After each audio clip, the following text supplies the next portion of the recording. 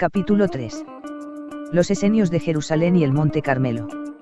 Con el paso de los años y entrando de lleno en mi experiencia humana, pasé por muchas pruebas del alma, y algunas veces vacilé. Mi progreso constante llevó a mis sabios maestros a introducirme a un místico que vivía dentro de la ciudad amurallada de Jerusalén. Mi nuevo maestro se llamaba Juan. Ese es el nombre que voy a utilizar ahora, aunque con el tiempo, llegué a conocerlo con otro nombre. Nos recibió a mi hija, ahora de 13 años de edad, y a mí, bajo su ala protectora. Su jovial y devota esposa, Ana Isabel, hizo espacio para nosotras en un pequeño trastero ubicado en el ático de su vivienda de piedra. Vivir en el ruidoso Jerusalén fue un duro despertar, pero aprecié la oportunidad de profundizar en los misterios de mi alma para despertar, recordar y cumplir mi parte. Lo que antes había sido una ciudad orgullosa era ahora una ciudad quebrantada, y su antigua gloria, un recuerdo lejano. Después de haber ignorado las repetidas advertencias del profeta Jeremías, Jerusalén había sido devastada por los soldados babilonios de Nabucodonosor, en el transcurso de 3 sucesivos asedios. El sufrimiento que nuestro pueblo había experimentado durante esos 20 años, desde el 605 al 585 AC, es indescriptible. Muchos murieron y muchos más fueron llevados en cautiverio. Otros habían huido para salvar sus vidas. Solo los pobres permanecieron. Esta era la situación en Jerusalén cuando el profeta Jeremías escribió su libro de las Lamentaciones. Y esta era aún la situación en Jerusalén cuando yo llegué, en el año 583 a.C. Permanecí en Jerusalén 24 años. A pesar de que había mucho descontento y ocasional violencia en la ciudad, yo prosperé allí. El templo estaba en ruinas, y las calles estaban agitadas con el regreso de los que habían huido. Sin embargo, aprendí a permanecer en calma y centrada en mi ser, sin importar lo que mis sentidos percibieran que estaba ocurriendo en el exterior. Juan era albañil de profesión, y también escriba y lector de la biblioteca del templo. Era estimado por la mayoría de los compañeros con los que trabajaba, porque tenía una forma de ser que calmaba las muchas facciones discordantes de judíos y gentiles. Juan era, en su mayor parte, una persona muy amable y sin pretensiones, dedicada a Dios. También era inflexible sobre ciertos principios de la ley, tal como él entendía los escritos antiguos, y lo compartía con los sacerdotes y jóvenes que venían a educarse y formarse para convertirse en rabinos. Me recordaba de alguna manera a mi padre, y de esa manera cubrió una necesidad de atención y cuidado para Auriana y para mí. Juan trabajaba en la restauración de la biblioteca del templo, que había sido destruida por los conquistadores babilonios, cuya presencia continua se sentía como un lecho de espinas. Siempre parecía tener energía ilimitada, dormía poco, y rara vez se fatigaba. Yo deseaba saber su secreto. Como si supiera mi intención, Juan comenzó a aparecer en mis sueños. Estos sueños eran tan reales como la vigilia. Me tomaba del brazo y me llevaba a través de puertas y pasillos a grandes salones de aprendizaje, donde había seres con vestidos blancos y con rostros llenos de tal luz, que al principio era difícil percibir sus rasgos humanos. Qué maravillosos eran estos encuentros. Cuán agradecida estaba de estar con un maestro de maestros. Qué agradecida estaba a los sabios que inicialmente me dirigieron a Jerusalén. A medida que las semanas y los meses fueron pasando de esta forma, yo también comencé a experimentar que necesitaba dormir poco. Me despertaba después de solo unas pocas horas de descanso profundo. Sentada en posición vertical sobre mi cama, me sentía totalmente animada, mi corazón latía fuertemente a los antiguos ritmos de mi alma. Me gustaba meditar sobre la corriente de luz y sonido, cargando cada célula, y entonces Juan aparecía etéricamente y me acompañaba a uno de los muchos salones de registros. A veces, antes de encontrarme con Juan, me sentía flotando hacia arriba, y miraba hacia abajo mi cuerpo que yacía dormido o sentado en meditación. Me di cuenta de que un cordón de plata elástico me unía a mi cuerpo. Yo era libre de ir a cualquier parte. Estas experiencias, fuera del cuerpo, suelen llamarse viajes astrales. En el salón de los registros, Juan abría los pergaminos y me enseñaba a descifrar símbolos y lenguajes. Así fue como comenzó en serio mi formación etérica como escriba. Mis tareas diarias ayudando a Ana Isabel con su ajetreado hogar parecían pasar fácilmente. Mi meditación sobre corrientes de luz y sonido altamente refinados y sutiles sostenía la fuerza de mi cuerpo. Encontraba poco tiempo para socializar, y eso estaba bien para mí. Mi deseo era adquirir esa mayor sabiduría que se estaba abriendo para mí. Aunque no había muchas mujeres en mi vida exterior con las que podía compartir mis pensamientos más íntimos, había en los retiros interiores muchas mujeres a quienes llegué a amar. Disfrutaba de su compañía, a pesar de que los ojos no iniciados no podían ver a mis compañeras. A algunas de ellas os las presentaré, a medida que continuemos nuestro camino juntos, porque son personajes clave en el desarrollo de nuestra historia. Eran pocas las mujeres que conocí en el mercado o la sinagoga que tenían acceso a la educación que yo estaba recibiendo de los grandes seres. Aunque estrechamente ligadas a sus hogares, la vida de la mayoría de las mujeres parecía dedicarse a la adquisición de modales y estatus. Francamente, encontraba sus chismes e intereses mundanos, aburridos y tediosos. Incluso Ana Isabel, un alma de lo más atenta y amable, no podía acompañarme a donde yo anhelaba ir. En esos primeros años, solo encontré 2 mujeres en toda Jerusalén con la misma resonancia vibracional y deseo por las enseñanzas de la sabiduría oculta. Con estas hermanas del alma inmortal, hicimos un pacto de apoyarnos mutuamente en todo aspecto, según las circunstancias lo permitieran. Estas 2 valientes mujeres, Ruth y Marian, honrarían mi vida por muchos años. Afortunadamente, el número de tales mujeres aumentó, a medida que las almas más allá del velo se encarnaban para interpretar sus papeles sagrados conmigo. A la edad de 16 años, Auriana se casó con un hombre llamado Jaime, e inmediatamente se quedó embarazada de mi primer nieto. Yo, por supuesto, estaba muy emocionada por la oportunidad de prepararla para el parto. Yo era una maestra partera, después de haber sido enseñada por mi madre a una edad muy temprana, con los nacimientos de mis hermanos más jóvenes. También me había llevado con ella para asistir a otras mujeres cuando llegaba su hora. Debido a mi disposición naturalmente maternal, disfrutaba de esa reunión de sabiduría que hacía que el paso del alma a una nueva encarnación fuera una bienvenida de amor. Ayudaba al parto con ciertos sonidos o combinaciones de sonidos que salían de mis labios mientras masajeaba el gran vientre de la madre, henchido de contracciones. Al ver las energías con visión clarividente, como los colores y las formas de pensamiento cambiaban con su respiración, aconsejaba a la madre para que respirara y dijera en voz alta los nombres del Dios único. También llamaba a los ángeles a estar presentes durante el parto. Había aprendido asimismo el uso de hierbas para aliviar el dolor, la infección, la inflamación y para la formación de la leche. En Jerusalén, mis 2 amigas y yo teníamos jardines dedicados al cultivo de hierbas medicinales. También caminábamos por los campos y pastizales durante las estaciones apropiadas, para recoger y reponer nuestras provisiones de hierbas. Así fue como traje al mundo al primero de mis muchos nietos. Auriana tendría 8 hijos en total. Debido a mi presencia calmada, y a mis conocimientos de partería y de hierbas, tanto pobres como ricos me reclamaban. Dar la bienvenida a las almas que tomarían parte en el drama de la tierra me conmovía el corazón. Ese era mi trabajo en mi vida externa. Y junto con el aprendizaje nocturno con los maestros secretos de la Hermandad de la Luz, mis días estaban llenos a rebosar. Una vez que tuve un medio de vida, me mudé a una habitación en un piso alto cerca de la casa de Auriana y Jaime, en el Valle de Cedrón, cerca de la antigua ciudad de David. Qué delicia era estar cerca de mis nietos mientras crecían. Para aquellos que mostraron interés por el aprendizaje esotérico creé una escuela donde podían aprender en mis rodillas. Aprendieron rápidamente, y más tarde me siguieron a los desiertos de Egipto. Aquellos cuyo interés radicaba en otros ámbitos de la vida, venían y se reunían a mi alrededor para entretenerse y obtener un poco de preparación para las muchas lecciones de la vida. Todos mis nietos disfrutaban de mis historias y nuestros paseos por la belleza de los sabios salones de la naturaleza. Por aquel entonces, Juan se había establecido plenamente en la biblioteca del templo, y sus trabajos con piedra ya no le ocupaban tanto tiempo.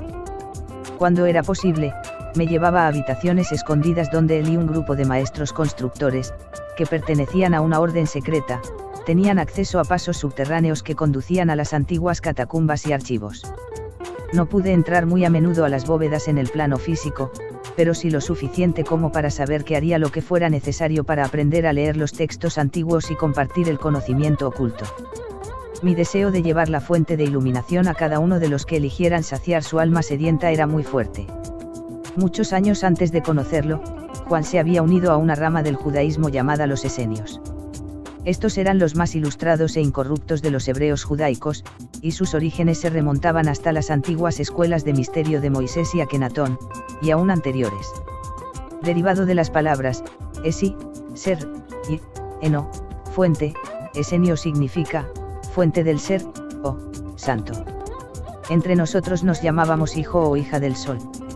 Éramos también conocidos como los que guardaban el camino de la curación.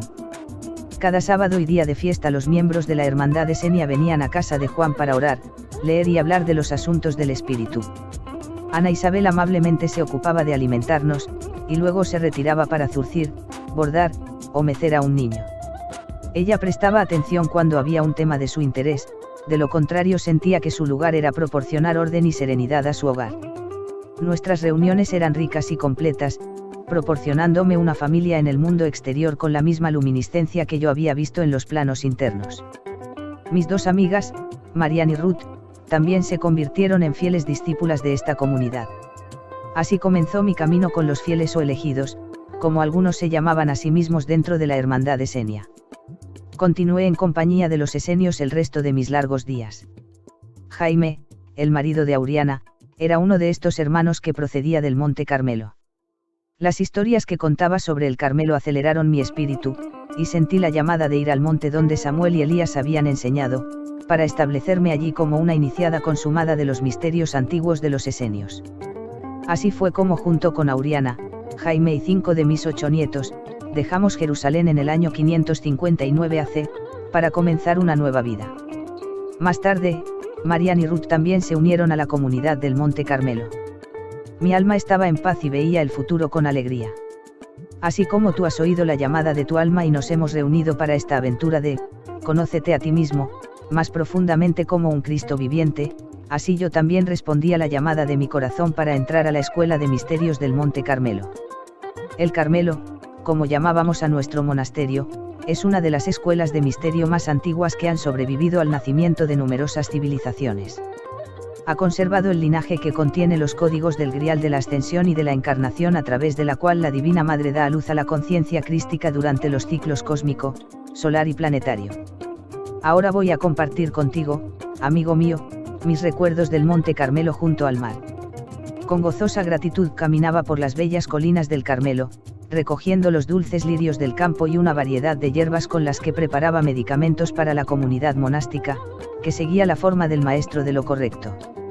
Nos esforzábamos con gran disciplina y dedicación en expresar el poder del Dios dentro de nosotros a través del uso legítimo de la energía, aplicando la palabra de Dios con franqueza y compasión, y por tanto, trayendo un aura de paz a una tierra devastada por la guerra. Viví 39 años en el Carmelo, antes de ir a Egipto para realizar iniciaciones avanzadas y formación especializada. Durante ese tiempo tomé mis iniciaciones de prueba bajo la tutela de Salomón y Eloisa, una pareja dedicada completamente al Creador.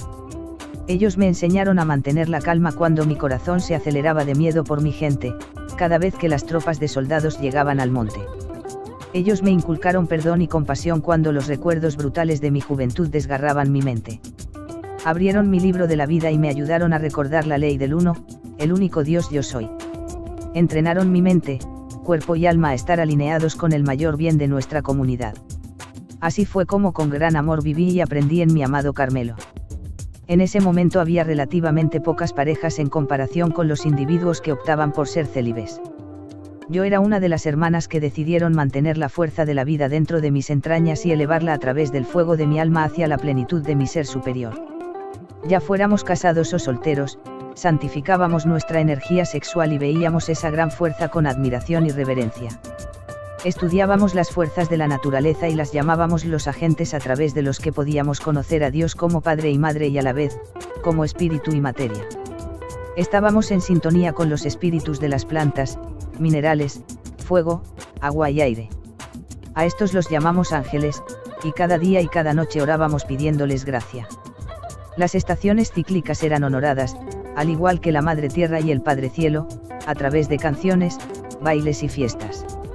Venerábamos la ley de la vida y participábamos de las leyes que reponían y mantenían nuestra expresión física del espíritu. A través de mucho entrenamiento en la alquimia de la transmutación, transformábamos nuestra naturaleza animal.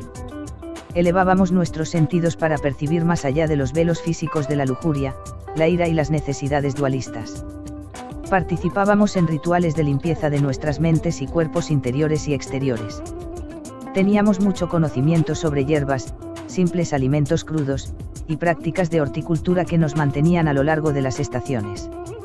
Cuando no estaba ocupada en la transcripción de registros en la biblioteca, asistiendo a los enfermos en la enfermería, o atendiendo algún parto, me gustaba ir a las colinas a recoger hierbas y semillas que luego plantaba en nuestros jardines comunitarios. Cada persona que vivía en nuestro complejo trabajaba en beneficio de todos, de acuerdo a su propia disposición y talento. A menudo, para mi deleite, un grupo de jóvenes se reunía a mi alrededor para escuchar las historias de los profetas y la historia y folclore de nuestro pueblo. Entre estos niños estaban mis nietos y bisnietos. Estos momentos preciosos los atesoraba y guardaba en mi corazón. Cómo me encantaba el Carmelo y la vida que creamos allí. A medida que crecíamos en sabiduría y avanzábamos a través de los grados de iniciaciones de nuestra escuela de misterio, nos enseñaban otros rituales y ceremonias. Cuando estuvimos lo suficientemente preparados, estas prácticas facilitaron la activación de las habilidades psíquicas y el rejuvenecimiento de nuestros cuerpos. Si explicara estos rituales ahora, lo más probable es que fueran mal interpretados.